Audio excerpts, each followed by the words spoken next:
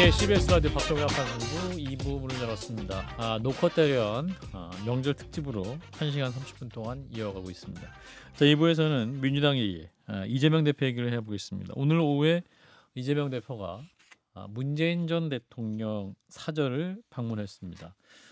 지지율이 떨어지는 상황, 여기에 더해서 재판 리스크까지 커지는 상황에서 이제 방문을 했기 때문에 또 여러 뉴스에 주목을 받았는데요.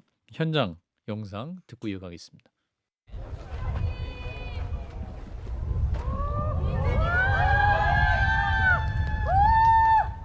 첫 번째로는 민주당과 이재명 대표가 통합하는 행보를 잘 보여주고 있고 앞으로도 잘 해줬으면 좋겠다. 특히 지금같이 극단적으로 정치 환경이 조성되어 있는 상황에서는 통합하고 포용하는 행보가 민주당의 앞길을 열어가는데 매우 중요할 것 같다. 그렇게 각별히 주문을 하셨고 그거에 대해 이재명 대표도 크게 공감을 하고 있고 앞으로 계속 그런 행보를 하고 있다라고 말씀하셨고요. 예, 지금 방금 들은 목소리는 조승래 더불어민주당 수석 대변인이 이제 오늘 만남 후에 브리핑하는 장면의 소리를 들으신 겁니다. 지금 이제 들어온 속보는 문재인 전 대통령 이재명 대표를 만날 당시에 이재명 대표와 거리를 두는 사람을 포용해야 한다라는 메시지를 또 전한 것으로 지금 보도가 들어와 있습니다. 자, 포용 어려운 문제이긴 한데 자 어떻게 들으셨는지 민주당부터 할까요 이번에는? 네. 자, 맥 소장님 맥을 짚어주세요. 두 분의 대화. 짚자면 문재인 전 대통령이 이게 뭐 우연일지일지 모르지만 김경수 전 지사가 그 전날 페이스북에 그 그렇죠. 골자가 그겁니다. 그러니까 크게 하나 돼요. 그러니까 이거는 통합과 포용을 얘기한 거거든요. 예, 거기에 지금 이제 조목조목 영상으로 이제 페이스북 메시지가 나오고 있습니다. 조목조목 네 번째까지 이제 유를 썼는데 네. 그러니까 민주당과 조금 멀어진 사람들도 안으라는 어떤 메시지들을 김경수 전 지사가 썼어요. 예. 근데 우연일지일지 모르겠는데 문재인 전 대통령도 통합, 포용, 예. 행보 이게 갈등을 치유한다 그랬어요. 음. 그러니까 민주당이 어떤 지금 민주당이 앞으로 나아가야 될 첫 걸음이다. 라는 선에서는 아마 이재명 대표에게 향후 있을 수 있는 조기 대선에서 아주 승리의 그 큰 요인으로 작용할 수 있다라는 조언을 한 것 같아요. 그리고 이재명 대표도 문재인 전 대통령을 찾아간 거는 조기 대선을 의식한 부분도 있을 것 같고요. 근데 이제 이재명 대표는 이 부분에 대해서 받아들이겠다고 얘기를 했잖아요. 통합 행보 중요하다라는 것인데 사실상 이게 이제 받아들이고 주거니 받거니 하는 것보다는 일단 조금 더 크게 결국에는 이 역할에 대한 결정자는 이재명 대표입니다. 그래서 제가 봐서는 이재명 대표가 향후에 이제 어떻게 행동을 할지에 대해서 이제 지켜봐야 될 것 같고요. 근데 이제 이재명 대표도 이재명 대표지만 주변에 있는 분들이 많이 도와주셔야 돼요. 그러니까 주변에 있는 이재명 대표의 그 뭐 측근이라든지 예를 들면 김경수 전 지사가 엊그제 쓴 페이스북에 악플들이 어마어마하게 달리기 시작합니다. 아니 그러니까요. 제가 사실 김경수 전 지사 그렇죠. SNS에 그러니까 이재명 대표한테 왜 이런 식으로 뭐 당신이 뭔데 이런 갑자기 왜? 예. 그리고 주변에 있는 측근들이 또 이 비판의 목소리를 높이고 있고 예. 또 이제 강성 지지층들이 또 댓글을 달아서 뭐 이제 수박 취급을 하기 시작하고 그러면은 따지고 보면 이재명 대표가 민주당에서 유력한 대선 후보라는 것은 이론이 없어요 현재. 그러니까 그 누가 뛰어들어도 지금 현재 이재명 대표를 압도적으로 이길 수는 없는 상황 아닙니까? 예. 이럴 때일수록 조금 더 포용력을 보여준다면 본인이 가지고 있는 그 부족한 그 한 2%, 뭐 2%가 될지 뭐 3%가 될지 모르겠으나 그 부분이 좀 채워지지 않을까. 저는 그런 좀 생각이 듭니다. 김정욱 씨가 왜 웃으셨습니까? 이건 선전포고잖아요. 선전포고예요? 네. 누가요? 왜냐면은 김경수 지사가? 김경수 지사 얘기를 보세요. 예. 총선 과정에서 치욕을 주면서 당에서 쫓아낸 민주 인사들에 대해서 이 민주 인사를 쫓아내는 사람은 반민주 인사겠죠. 사과와 복당 조치를 해라 이렇게 얘기를 하고 노무현 문재인 전 대통령을 폄훼한 친명 인사의 반성과 사과 재발 방지 약속, 대선 패배 책임을 문 대통령 또는 친문계에게 뒤집어 씌우려는 행태 중단. 그다음에 일극체제, 사당화라는 민주당 정치 문화의 쇄신. 여기는요 이렇게 돼 있지만 앞에 다 가로 주어가 생략돼 있어요. 예. 이재명 대표는 그리고 이재명 대표는 이렇게 해라라는 요구잖아요. 선전포고다 그런 의미에서. 그러고 보니 이렇게 강한 얘기가 어디 있어요? 이거 당대표에 대해서 당신이 했던 일이 기억이 나? 지난 여름에 했던 일 기억나? 라는 봄이죠. 얘기잖아요. 다 학살해서 내려보내고 우리한테 모욕을 줬어. 너는 나에게 모욕감을 줬어. 라는 얘기들을 대놓고 하고 있는 거고, 그다음에 오늘 대통령 문 전 대통령 만났더니 문 전 대통령도 뭐 이 대표가 거리둔 사람 포용해라. 포용해라라고 했는데 그 앞에 이제 나오기는 이재명 대표와 민주당이 포용 통합 행보를 잘하고 잘 있다. 보여주고 있고, 앞으로도 지금- 잘했으면 좋겠다. 지금까지 보여준 게 통합 행보면은 뭐 앞으로는 어떻게 하겠다는 겁니까? 그래서 제가 보기에는 그냥 문재인 대통령과 김경수 전 지사가 대놓고 지금 이렇게 들이받은 거예요. 들이받은 거고 아마 굉장히 기분 나쁘셨을 거라고 생각해요. 이재명 대표가? 이재명 대표는 아. 굉장한 기분이 나빠서 저분이 어떻게 반응을 할지 잘 모르겠어요. 간만에 얼굴이 환해지셨어요. 그 이재명 대표는 약간 예, 딜레마 박수장님. 상황인 것 같아요. 이재명 저도 대표. 이제 아. 비호감을 낮추는 방법에 대해서 구체적으로 친명계 몇 분에게 얘기도 하고 그랬었는데 예. 포용해라. 사실은 되게 쉬울 것 같지만 포용이 어려워요. 그렇죠. 이게 사실은 습관화돼 있지 않으면 어렵습니다. 박 실장님 습관이 저는 습관화돼 있죠. 아, 왜냐하면 포용이- 어렵게 자라가지고 어렵게 일단 포용하고 어디 끼어붙을 때를 찾아야 돼요. 우리 어머니가 자꾸 어렵게 자랐다는 얘기 하지 말라고 그러는데 알겠습니다. 너 정도면 잘 자랐다라는 아. 게 어머님 이 말씀이었습니다. 국문과. 예. 예. 근데 일단 이거 어머님이 듣고 계실 것 같으니까. 귀하게 자라면 안 됩니까? 어쨌든 그래가지고 어쨌든 포용. 예, 왜냐하면 이재명 대표가 현재 아주 유력한 대선 후보고 아, 민주당에 유리한 지금 비상계엄 이후에 그런 국면이 명확히 되기 때문에 네. 대통령이 될 가능성이 아주 높죠. 그렇죠. 근데 아주 유력한이라고 붙을 때는 사람들이 그 비호감도가 높지만서도 유력하다고 얘기할 수 있는 건 강성 지지층 때문이거든요. 근데 이 강성 지지층이 포용하라. 다른 비명계 주자들에게도 공간을 열어달라. 다른 비명계 사람들 비명계 목소리를 열어라는 건 강성 지지층의 목소리를 낮추라는 얘기거든요. 예. 그러면 본인이 경선에서 갖고 있는 가장 큰 장점이 무력화되기가 쉬운 거죠. 그럼 그걸 선택해야 되느냐? 그러면 경선이 위험해지는 거죠. 근데 이 상태로 가면 강성 지지층의 힘에 더 많은 지지를 받아서 간다면 경선은 쉬워지겠지만 이제 본선이 어려워지는 거죠. 비호감도를 낮출 수가 없기 때문에 국민의힘 그래서- 후보와의 대결. 그렇죠. 이제 국민의힘에서 뭐 김문수 장관이 나온다면 그냥 고마워요 하면 되지만 그렇지 않은 경우에는 사실 어려울 수가 있기 때문에 이건 박성태 실장님의 예측에 불과함을 말씀드립니다. 그렇죠. 네. 저희가 그냥 추정하는 겁니다. 예. 근데 그렇기 때문에 사실은 말은 포용과 또 비명계를 손잡아라라고 얘기하지만 본인 개인으로서는 아하. 더군다나 2심 판결을 앞두고 있는 상황에서는 아하. 상당히 어렵게 날 거다. 하지만 저는 어차피 제 일이 아니기 때문에 담대하게 가셔라. 저는 항상 결과는 모르죠. 남들이라서 편하게 말씀하시는. 네, 저는 편하죠. 사실 제 일이 예. 아니니까. 예. 근데 이재명 대표는 사실 어렵죠. 어려운 일입니다. 본인 일이니까 예. 어렵죠. 그렇지만 대선 주자라면 또 이 험난한 대한민국을 이끌고 갈 사람이라면 예. 담대하게 가는 게 맞다. 아하. 그러면 어렵지만 포용하고 가는 게 포용해라. 맞다라고 봅니다. 저는. 김웅 의원님. 글쎄요, 이거는 연목구어라고 하죠. 그 나무에서 물고기를 구하는 거나 똑같습니다. 이재명 대표에게 포용과 통합을 요구한다는 것 자체는 사실은 아까 말한 것처럼 그거는 그냥 공격이에요. 아예 불가능해요. 제가 보기에는. 선전포고다. 선전포고는 맞아요. 왜냐? 아하. 자, 예전에 우리가 저기 이재명 대표가 당권을 막 장악하던 시기에 거기에 대해서 뭐 윤영찬 의원이나 이원욱 의원 같은 경우가 쓴소리를 좀 했습니다. 맞아요. 그랬었을 때 이재명 대표의 정말 그 행동대장이라고 할 수 있는 백종선 씨가 그분들한테 너 한 대 좀 맞자, 뭐 거의 밤길 조심하라 이런 식으로 공개적으로 글을 올리곤 했었습니다. 근데 아무 거기에 대해서 제재가 안 됐어요. 그건 뭐겠습니까? 그게 이재명 대표의 속마음이 그거예요. 너 한 대 맞자. 자기한테 조금이라도 반대되는 목소리를 낸 사람한테는 그렇게 했고 실제로 지난 공천이 어땠습니까? 이른바 비명 횡사 공천을 했었습니다. 그래서 그 결과 지금 민주당 안에서 이재명 대표에 대해서 조금이라도 쓴소리를 하는 의원이 단 한 명이라도 있습니까? 없습니다.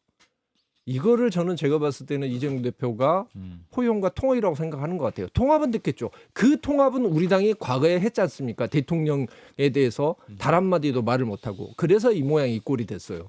지금 이재명 대표가 하고 있는 게 뭡니까? 민주파출소 만들어가지고 저같이 선량한 사람을 잡아가둬 놓고 있고 이해충돌이에요. 어? 충돌. 잡아가둬 놓고 있고 무슨 포용이에요? 지금 나와 계신 거 보니까 잡아가둔 건 아닌 것 그래요.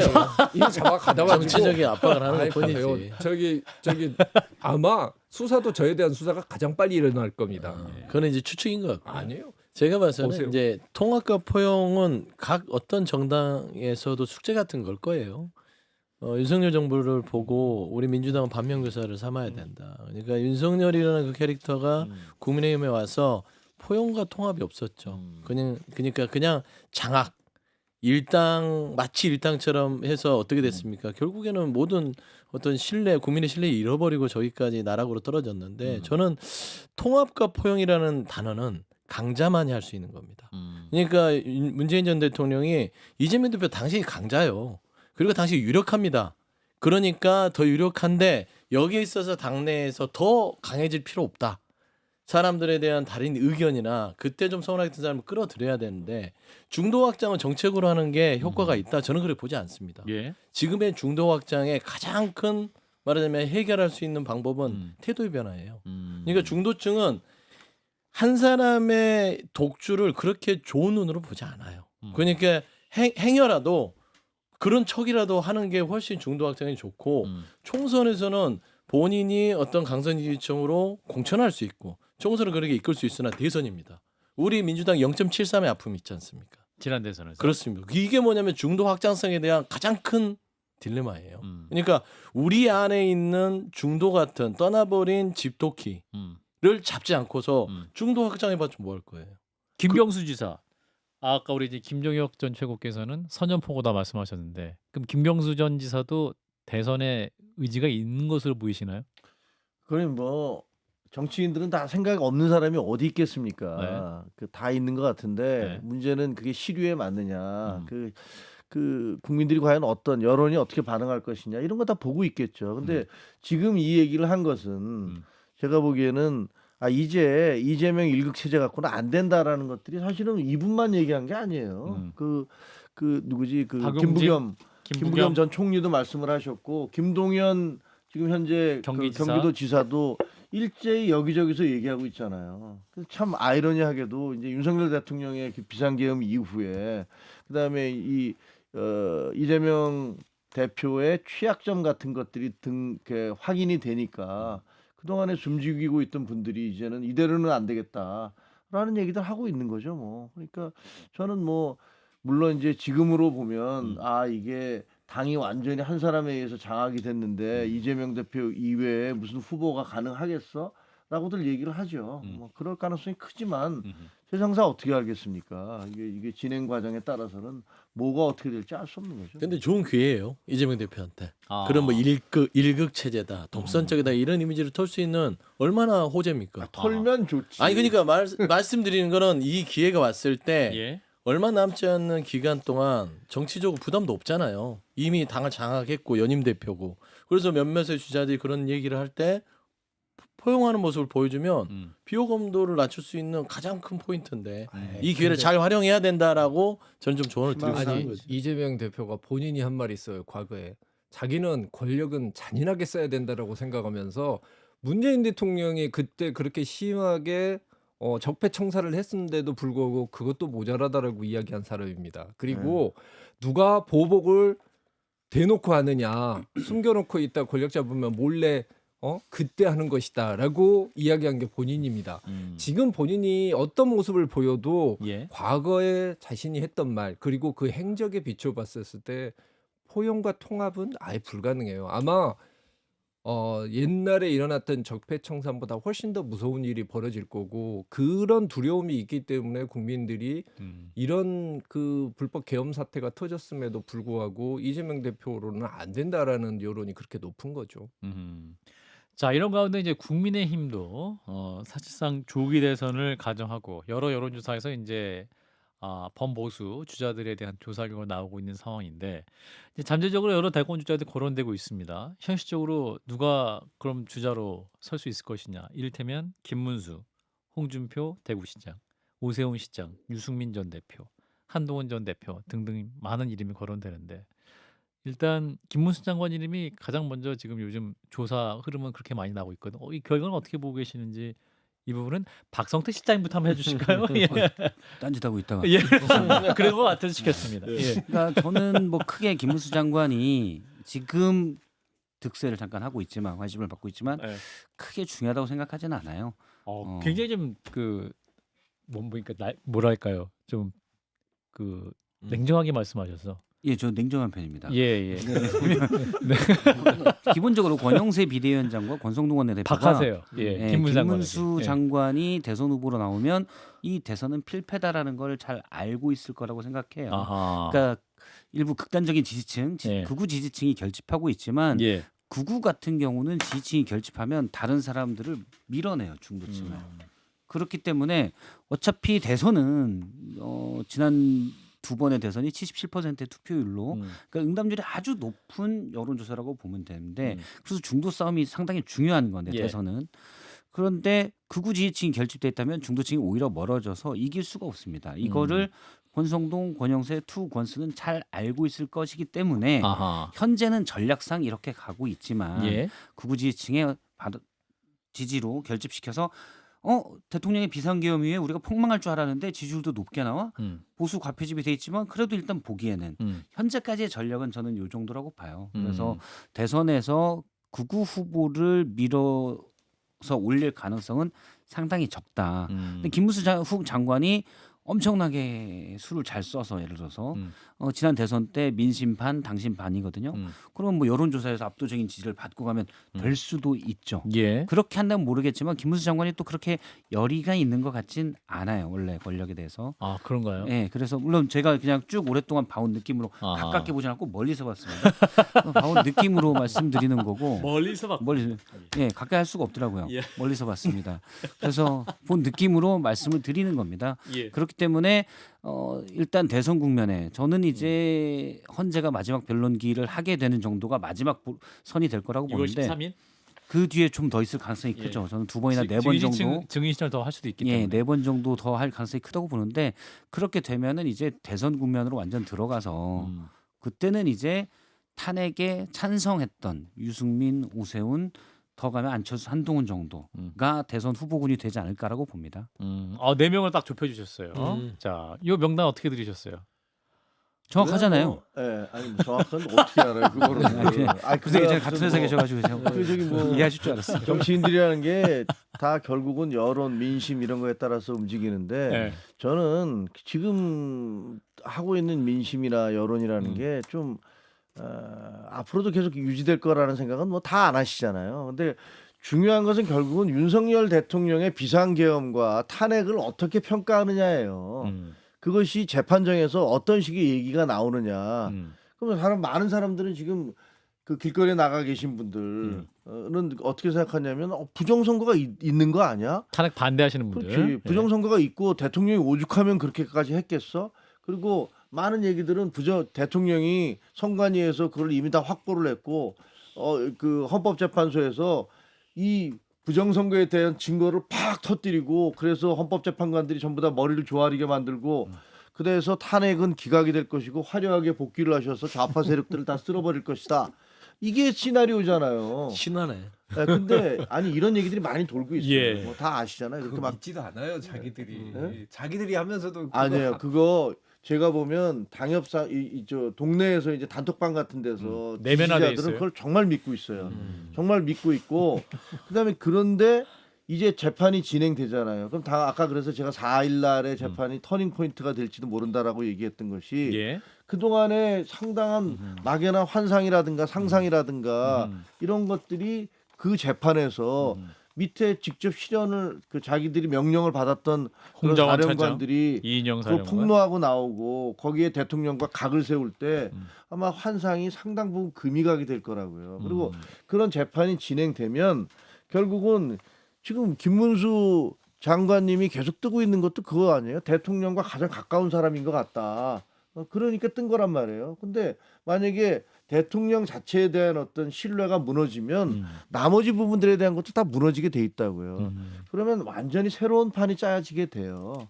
그래서 제가 보기엔 지금 별 의미가 없다고 생각이 되어지고 결국은 그 수사와 재판 그리고 헌재 심판 이런 것들이 진행되는 과정에서 윤 대통령이 어떤 평가를 받느냐 그게 결국은 향후 그 여권의 주자들에 대해서 결정적인 변수가 될 것이다 그렇게 생각해요. 2월이 중요하겠네요. 저는 네. 김문수 장관 같은 경우는 그냥 젖은 장작이에요. 그러니까 젖은 장작은 막 불을 탈 수 때도 없다? 연기만 나요. 아. 지금 연기만 많이 자욱한 상태입니다. 그래서 막 그 여기가 아주 굉장히 정광훈 큰데요. 씨를 지지하는 사람들이 막 불을 막 하려고 때우는데 젖은 장작이 내란의 젖은 장작이라서 예. 연기만 무성해서 뭔가 탈 것 같아. 음. 근데 결국에는 시간이 지나면 내란과 먼 마른 장작들이 돌아올 것이다. 그래서 좀 불을 태울 수 있는 어떤 그 상황이 되지 않을까. 그러면 그 말은 전혀 누구세요? 저는 마른 장작이 탄핵에 찬성했던 파들이 다시 그 순위가 바뀌는 그런 누가 어떤 제일 두려운 상대입니까? 민주당.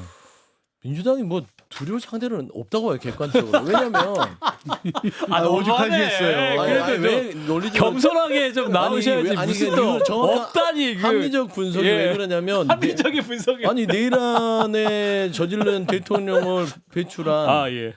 당, 그 다음에 아. 내란에 지금 동조하고 있는 당에 아. 그 어느 국민이 예. 한 몇 퍼센트 빼고는 그 재집권을 주겠어요. 그러니까 정권 교체가 두려운 인물이 뭐 가능성이 있을 높다? 수는 있어요 상대적으로. 아, 그러나 정권 교체는 큰 영향이 없다. 아. 다만 뭐 유승민, 한동훈 이 두 분은 그래도 마른 장작에 속하기 때문에 예. 이분들은 좀 불이 붙으면 아. 들어올 수도 있다. 음. 네, 그렇게 좀 보고 있습니다. 예. 김웅 의원님. 지금 이게 보이고 있는 현상들은요 이런 거예요. 그 이재명 대표에 대한 반감 그와 함께 우리 국민들은 사실 국회에 대한 반감이 꽤 큽니다. 왜냐하면 그 주변에서 국회의원들을 보면서 어떻게 그 정치를 하는지를 봤기 때문에 예. 그 사람들에 대한 불신이 되게 커요. 대통령은 국민들이 생각했을 때 내가 뽑은 사람들이거든요. 근데 그걸 국회의원들이 탄핵을 시켰다라고 생각하기 때문에 자기의 권한 자체가 침해받았다고 생각하기 때문에 일단 기본적으로 우리나라 사람들은 탄핵 자체에 대해서 반대하는 그리고 거부감이 있는 게 있습니다. 예. 그런 것들이 좀 합쳐지고 있고 그 과정에서 지금 매끄럽지 않게 이 형사 절차들이 진행이 되면서 거기에 대한 반감들이 그리고 일종의 그동안 믿어왔던 그 대통령에 대한 그 마지막 희망을 버릴 수 없기 때문에 그런 것들이 결집했다고 보고요. 저는 뭐 김문수 장관님 같은 경우에는 저는 개인적으로 알려진 것보다는 그분이 이야기하시는 거나 이런 것들에 대해서는 일관성 같은 부분에 대해서는 되게 높게 평가를 하는 편입니다. 그리고 우리와 달리 노동부 장관이 됐었을 때 상당히 그 친노동적인 그런 모습을 보이는 부분들까지는 꽤 좋다고 생각을 하는데 과연 대선 주자까지 나서실 것인가 그거는 조금 아닌 것 같고 그리고 다른 것보다도 우리 정광훈 님께서 지지를 함으로 인해서 사실상 끝난 거 아닌가라고 생각을 하고 있습니다. 근데 우리 대선은 뭐 그런 거예요. 우리 당은 한강에서는 오리배가 제일 잘 나가는 것 같지만 오리배 타고서 태평양을 나가면 태평양에 나가면 그냥 죽습니다. 나가지도 못하지. 그래서- 그래서 장관은 오리배에 비유하는 훌륭한 비유십니다. 이런 식으로 존경합니다. 저 김문수 장관. 전화 올 거예요 아마. 예. 자 이런 가운데 이준석 전 대표. 오늘 사실상 지금 이제 개혁신당에서 이제 대상 캠프를 꾸리고 시작했다는 보도도 나오고 있는데, 그 국민의힘에게는 또 변수가 될 수 있는 요소가 되지 않겠습니까? 그러니까 국민의힘 후보가 된다는 얘기가 아니라 그래도 범보수권 후보 중에 한 분이기 때문에. 그럼요. 이준석 대표는 어쨌든 젊은 2030의 특히 이제 남자 물론 이제 반대편의 여성들로부터는 상당한 또 거부감이 있지만 2030층의 지지를 받고 있는 게 사실이기 때문에 예. 굉장히 중요한 변수가 되겠죠. 그리고 물론 이제 이번에 허은하 대표가 갈등 쫓겨나는 과정에서 상당한 뭐 상처를 받은 것도 사실이더라고요. 그래서 지지도는 아직까지 굉장히 미약한 상태이긴 하지만 예. 이준석 대표는 뭐 젊고 또 그리고 이제 앞날이 있기 때문에 계속 도전할 거라고 보고 그래서 이준석 대표 행보가 앞으로 국민의힘 후보가 누가 되든 간에 상당하게 영향을 미칠 것이다.